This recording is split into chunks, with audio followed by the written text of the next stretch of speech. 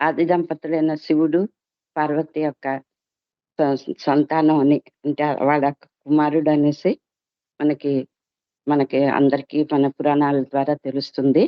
అది కూడా ఎలా అయిందంటే పార్వతీదేవి బం ఆవిడ యాక్చువల్‌గా శివుడు ఆది పరమాత్మ, పార్వతి మాయ.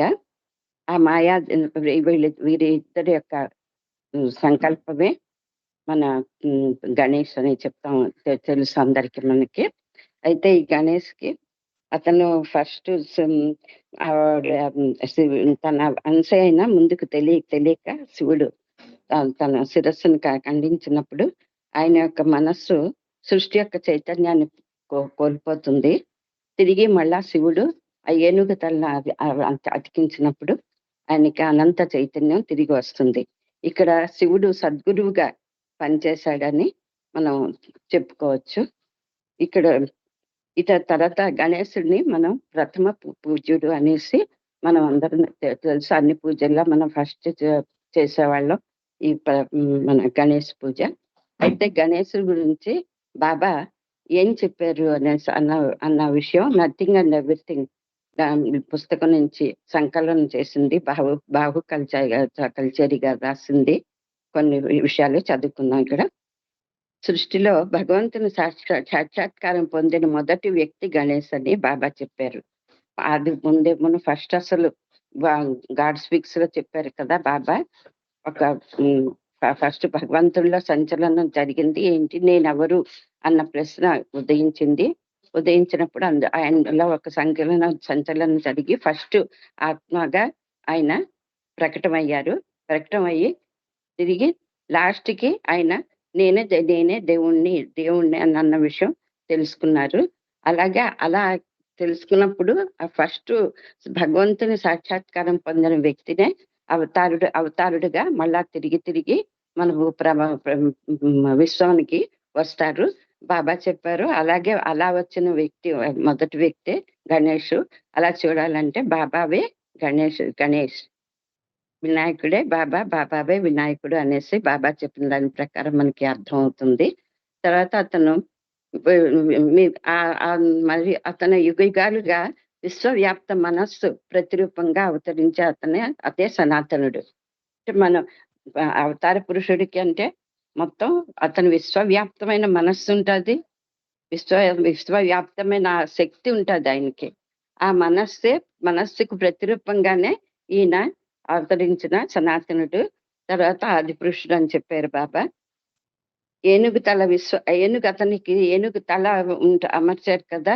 దాని యొక్క ప్రతీక ఏంటంటే ఏనుగు తల ప్రతీక ఏంటంటే విశ్వవ్యాప్త మనస్సును సూచిస్తుందని చెప్పారు బాబా.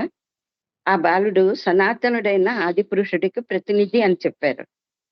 అంటే శివుడు సనాతనుడైన ఆది పురుషుడు అంటే శివుడు అని మనం పేరు పెట్టుకున్నాం. శివుడు భగవంతుడు నిరాకార నిర్గుణ స్వరూపుడు. అదే ఆకారంలో మనం శివుడు పార్వతిగా మనం పార్వతి అంటే శక్తి స్వరూపం. అయితే అతని యొక్క అతని సృష్టికి ప్రతినిధి అంటే ఫస్ట్ ఆత్మ అతన్ని కనుగొనవాడు అన్నట్టు అనమాట. అతని ఏనుగుతల సూచించే మానవ జాతి యొక్క సహజమైన అసహజమైన సంస్కారాల భారం అతను తప్పనిసరిగా మోయవలసి ఉన్నది. అతని చిన్న పిల్లవాడి శరీరం సృష్టి యొక్క స్వచ్ఛతకు ప్రతీక. అంటే మనకి ఆయన తల చూస్తే ఏనుగు తల ఎంత పెద్ద తల, అది చూడగానే మనకి ఏంటి అర్థం తెలియాలంటే మన యొక్క అందరి సంస్కారాలు, సహజ సంస్కారాలు, అసహజమైన సంస్కారాలు, ఈ భారం అంతా అతను భగవంతుడే మోస్తాడు మనవి. మోసి ఎప్పటికప్పుడు ఏ ఆత్మ యొక్క సంస్కారం తక్కువ చెయ్యాలో అలాగా ఆయన ఆత్మని తీసుకొచ్చి తను ఉద్ధరించి తనలో కలుపుకుంటాడు అనమాట. అలాగా ఆ ఏనుగు తల అంత భారంగా ఉన్నది అంటే మన అందరి సంస్కారాల భారం ఆయన తల మీద మోసుకున్నాడు కాబట్టి దానికి సింబాలిక్ గా అది వినాయకుడు తల ఎక్కువ ఏనుగు తలగా పెట్టారు. తర్వాత ఇంత భారం మోసినా కూడా ఆయన శరీరం చిన్నదే. ఆ చిన్నది ఉండడం వల్ల ఏమవుతుందంటే అది దేనికి ప్రతీక అంటే సృష్టి యొక్క స్వచ్ఛతకు ప్రతీక. చిన్నపిల్లలు చాలా స్వచ్ఛంగా ఉంటారు కదా. వాళ్ళకి ఏ మాయా తెలీదు, ఏదీ తెలీదు. చాలా స్వచ్ఛంగా హాయిగా ఆనందంగా ఎప్పుడూ కూడా భగవంతుడు ఎంత ఆనందంగా గడుపుతుంటాడు. ఆనంద స్వరూపుడో ఆ పిల్లలు కూడా చిన్న పిల్లలు కూడా మాయా మోహం ఏమీ లేకుండా అస్సలు ఏమీ తెలియని వాళ్ళ అంత ఆనందంలో ఉంటారు ఆ పిల్లడు. అందుకని ఆ పిల్లడి యొక్క చిన్న పిల్లడి స్వరూపాన్ని ఆయనకు ఇచ్చారు. తర్వాత మనం అందరికీ కూడా వినాయకుడు అంటే చాలా సరదాగా ఉంటుంది. చూడడానికి కూడా సరదాగా ఉంటుంది. అందరికీ ఇష్టుడనమాట.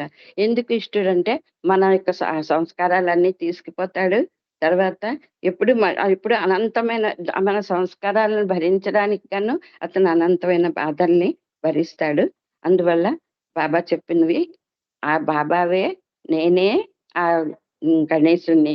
గణేషే నేను. అంటే ఫస్ట్ సృష్టిలోని భగవంతుణ్ణి నేనే అని తెలుసుకున్న భగవంతుడు సాక్షాత్కారం పొందిన మొదటి వ్యక్తే గణేష్, మొదటి వ్యక్తే బాబా. నాకు తెలిసినంత వరకు ఏదో చెప్పాను. తప్పులుంటే క్షమించవలసింది. ఇప్పుడు అరుణ్ గారు ఒక సంకేతం చేయండి. జై బాబా. అరుణ్ గారు. జై బాబా అండి అరుణ్ గారు. ఉమా గారు సంకీర్తన చేయండి. ఉమా గారు. జై బాబా ఉమా గారు. జై బాబా అండి. జై బాబా అండి. 1 మినిట్ అండి. సంకీర్తన చేయండి. తర్వాత